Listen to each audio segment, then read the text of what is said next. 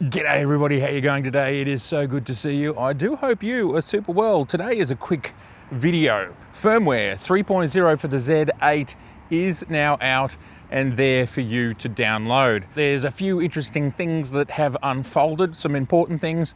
I want to start with one advisory, and that is that if you are doing any Nikon firmware update, they actually advise, do not update the camera firmware with lenses other than Z mount Nikon lenses or mount adapters other than the F to Z2 or F to Z attached. Failure to observe this precaution could result in camera malfunction. Amazingly, I don't think I've ever read that, and plenty of people I've seen with comments online and comments on my videos have said the same thing. Now, I've never had a firmware update go wrong for me with any of my Nikon or Z cameras, so that's cool, but that is how Nikon would like you to do it. Viltrox has also put out an advisory stating this same thing. Do not have third-party lenses attached, including Viltrox, so they're aware. I just have to jump in here and state that I have attached the Viltrox 135 1.8 lab lens to my Z8 with 3.0, and it's working absolutely fine. The focus limit feature does not work at this point in time with that lens.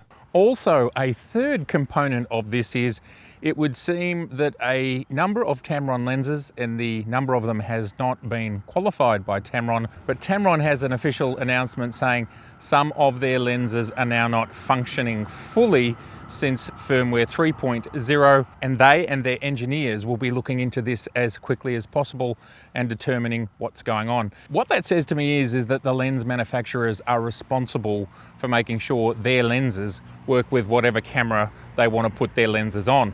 And that makes sense. Tamron, for example, who make lenses for lots of people, so Fujifilm, Canon RF, Nikon Z, Sony E, and then of course all of the older mounts, they have to be across so many mounts, so many protocols, all the different engineering for this, and they're saying their engineers are looking into this. Before you start typing crazily in the comments, it's all Nikon's fault, I feel like Tamron is absolutely telling us the opposite. Go read their press release. There's just a few advisories around firmware 3.0 for Z8. A very exciting update. Now, when I made my pre-release video for that, we don't really get any formal documentation that tells us the full list like you see on launch day, and there are a few extra things in that update that I'm pretty excited to share with you. It is actually a fairly major update that has even more stuff from my original video. But one thing I really want to jump into is, before we get into a few of those extra things, is the focus limiter. Now, here we are with my Z8 with the 28 to 70 2.8 focus limiter. For those that don't know, it allows you to set a range which is in focus. So that might be 15 meters to 10 meters, and your lens simply won't go beyond that, or it won't go shorter than that 10 meters. And you can just dial that up really quickly, and then you can assign it to a button. Now, I assigned it here to my exposure comp button. Don't really use it for anything. And that allows you to just toggle it on and off super fast. Absolutely fantastic. There is a further amazing advancement to this, and I have to thank one of my viewers, and I hope you're watching right now, Arne. Arne, I don't know where you're from, and that's Arne, that's not like Arne Uzi 9mm, that's Arne, not with an I, but A-R-N-E. He pointed out, and people are gonna love this because they asked me, is there any way to quickly get to the menu that allows you to make the changes? If you want to change your range, which might have been 10 to 15, and you suddenly want to make it 10 to 20, how do you do that without diving into the menus? And I said, I have no idea. Arne, thank you, we love your work. He pointed out that if you hold down the button that you've assigned, and for me, it is this button here, you just hold it for like, I don't know, a second and a half, 2 seconds, it actually brings up a kind of subversion of that menu, does exactly what people are asking for. This is awesome. It makes this feature so quick to use. So not only can you have a hot button to turn it on and off as you see fit, you might want all the range of your lens, and then suddenly you want this small part of your lens. But if you need to change it, you just hold this down for a second or two, up comes the menu, you quickly change the distances, and you're ready to go again. It's just such a great implementation. I remember being told about how you can get into the menus by holding them down a long time ago. It's something that I don't really talk about it much with people. I don't remember who told me, but yes, this is possible. And I actually think it's possible with a lot more buttons, not just, and functions, not just this particular one. Try it out on your Xpeed 7. Not sure about Xpeed 6, it might be the same. Functions that you've programmed, or even buttons where the functions are preordained, hold them just that little bit extra and see if you get some sort of menu popping up. Totally awesome. Once again, thank you to Arne. See, community, love it. For a quick run through of even more features than I mentioned in the first video, you can watch this next 6 or so minutes. Otherwise, just jump to the end.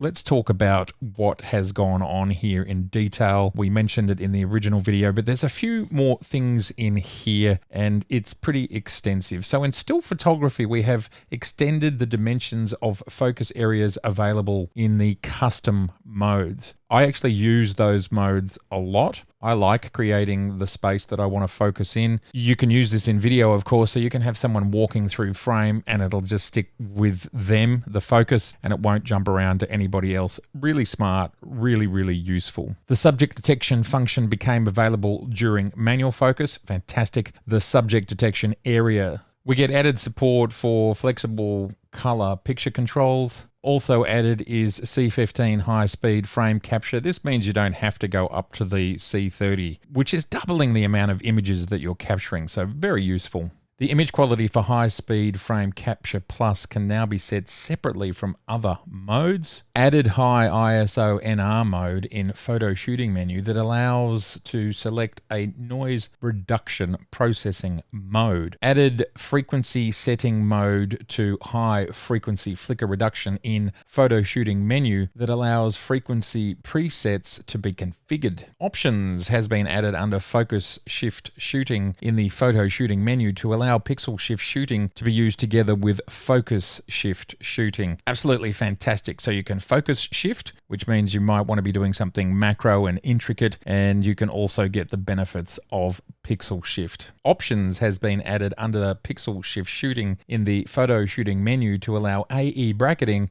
to be used together with pixel shift shooting. Also, you can start a new storage folder specifically for that pixel shift collection. And Pixel Shift can now have a self-timer. Significant additions and changes to the function. Significant additions and changes to auto capture in the photo shooting menu. Date and time to start auto capture can now be configured in advance. Auto capture is now available with camera's manual focus settings. The appearance of some item names in the setting display have been changed. The detection range available for advanced distance has been extended. Auto capture is now compatible with the new C15 release mode option, and a yellow frame is now displayed during auto capture. Now this one I talked about in the original video. The Profoto A10 continuous LED light can now be used as an AF assist illuminator. Just make sure you've got the right firmware. In video recording, extended the dimensions of focus areas available in the 2 custom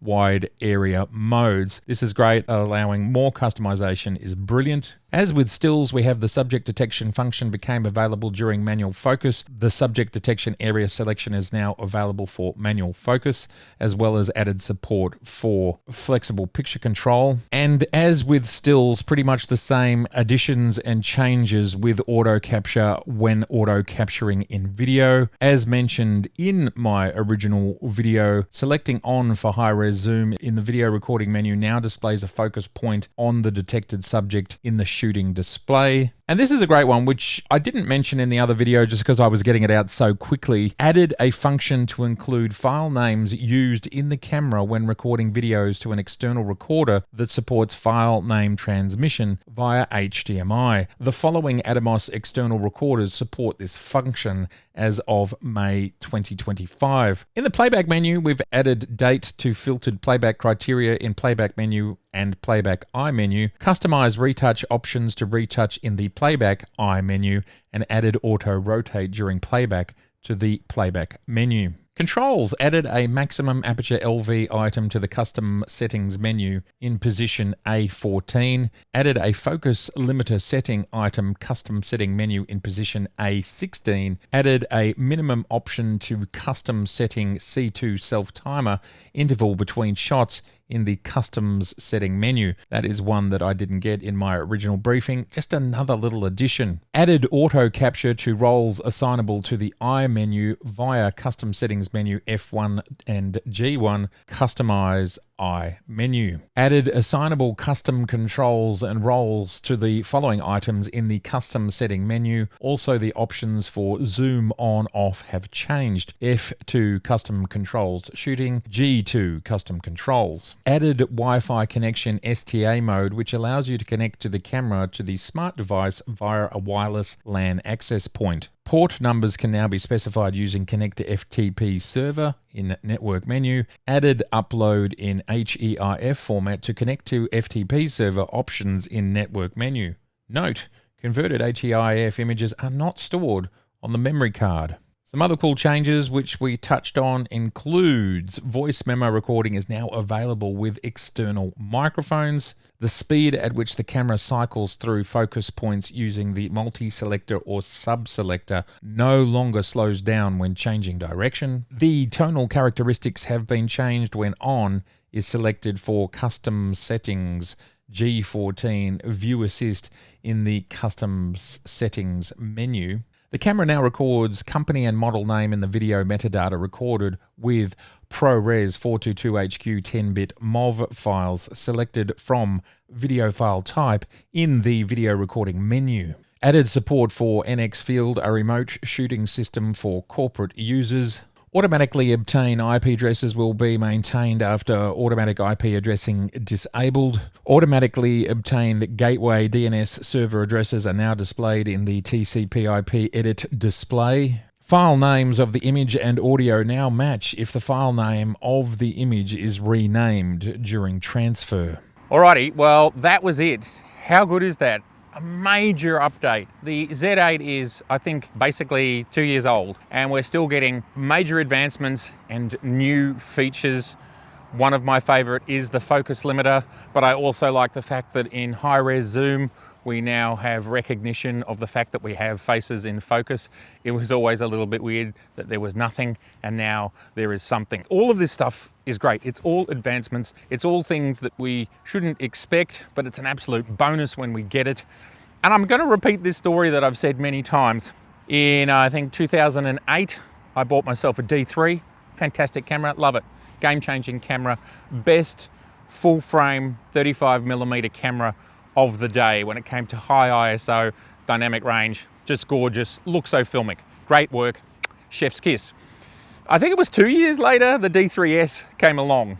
It had like maybe 2 or 3, 5 minor upgrades. And here in this country, you had to spend another $10,000 to get that camera to do what the D3S did. With this firmware, like with firmware 2.0, with firmware 3.0, this is way more than what we got. When is that? Like it's 15 years ago, way more than what we got back then when you had to buy a whole new camera, and this is free. And you're getting an extraordinary number of new features, improvements, tweaks, advancements.